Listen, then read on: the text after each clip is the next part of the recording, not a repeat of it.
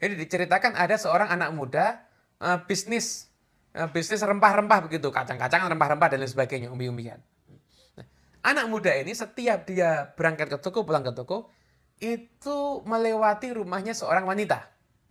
Yang wanita ini, maaf, bukan wanita baik-baik. Jadi wanita ini ya terkesan, maaf ya, mungkin suka cari perhatian dan lain sebagainya. Intinya kurang menjaga kehormatan, begitulah. Anak muda ini melewati rumahnya wanita itu terus, dan anak muda ini jatuh cinta lama-lama.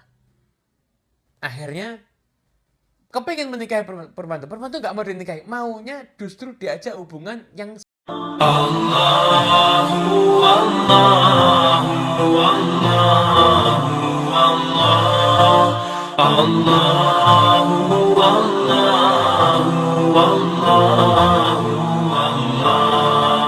Allah. sore hari ini saya akan menyampaikan satu kisah penutup, tapi ini udah selesai waktunya ya. Kalau nambah kisah 2 menit kira-kira masih ada waktu nggak ini? Nggak apa-apa ya? Karena masih asik ya.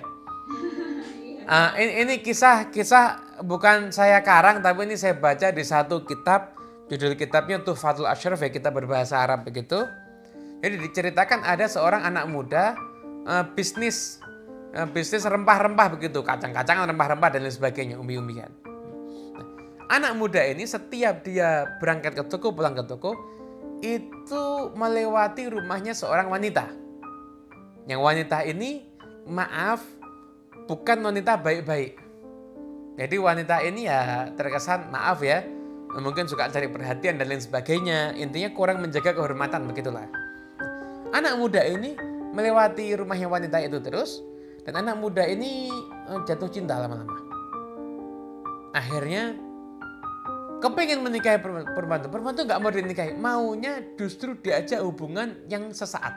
Hubungan sebentar mau, tapi kamu bayar. Kalau suruh nikah males. Wanita itu nggak mau. Kemudian tadi karena sudah jatuh cinta ya. Cinta itu kan bisa membuat buta, membuat tuli, bahkan buat bisu, bisa buat orang itu nggak bisa mikir cinta itu. Saya udah cinta, saya nggak peduli dah. Ngumpulkan uang sejumlah yang diminta sama perempuan itu. Nah, katakanlah mungkin angkanya waktu itu ya angka yang fantastis ya. Itu angka dinarnya itu mencapai angka maaf ratusan juta.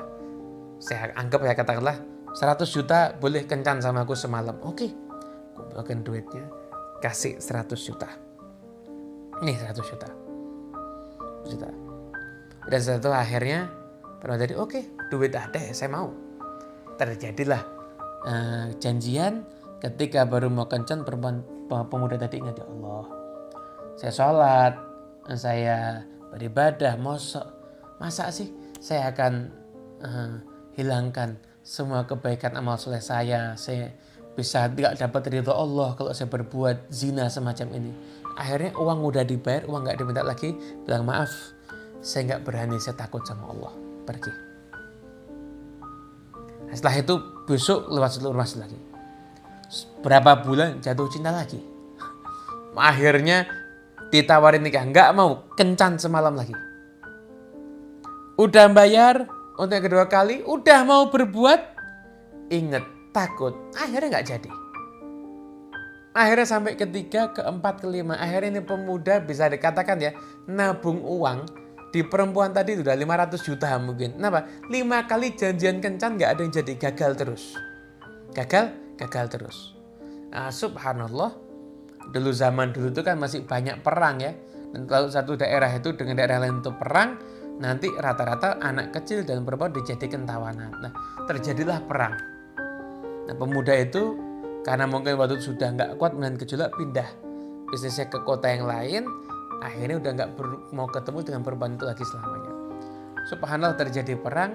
Dan ketika perang itu terjadi, maka di antara yang menjadi tawanan perang adalah wanita tersebut. Pemuda ini udah nggak mau, udah nggak mikir lagi ini, udah nggak kepikiran. Subhanallah, di satu momen ketika pemuda ini melakukan satu perjalanan, berjumpa dengan wanita tersebut telah menjadi tawanan. Akhirnya ketika itu pemuda tadi berusaha gimana caranya agar tawanan itu jadi miliknya.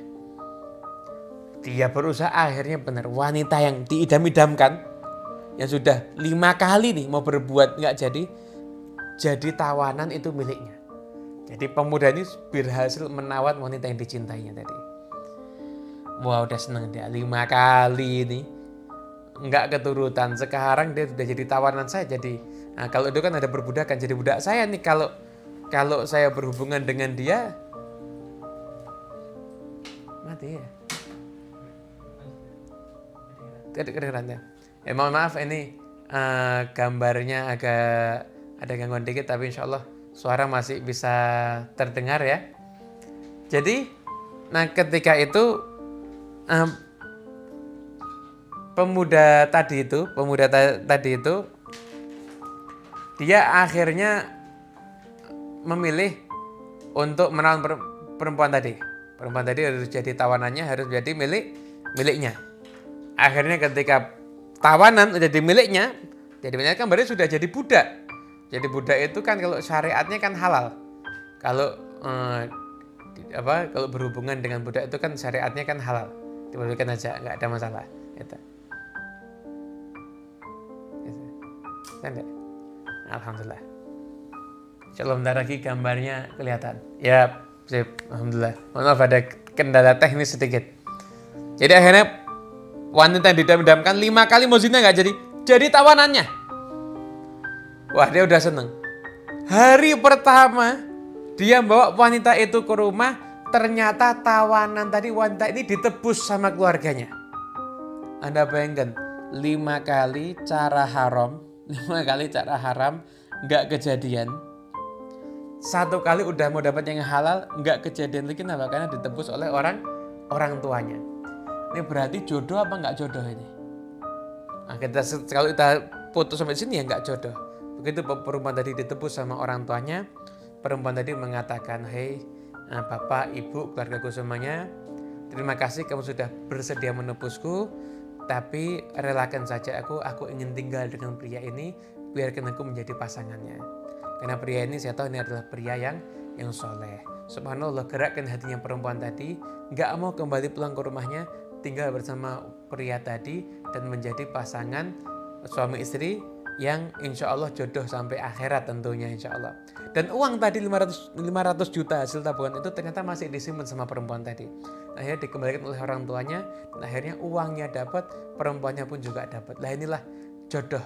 Kadang-kadang nggak bisa ditebak, tapi kita masing-masing insya Allah akan mendapatkan jodoh yang terbaik untuk kehidupan kita. Amin, amin ya rabbal alamin. Terima kasih sudah menonton.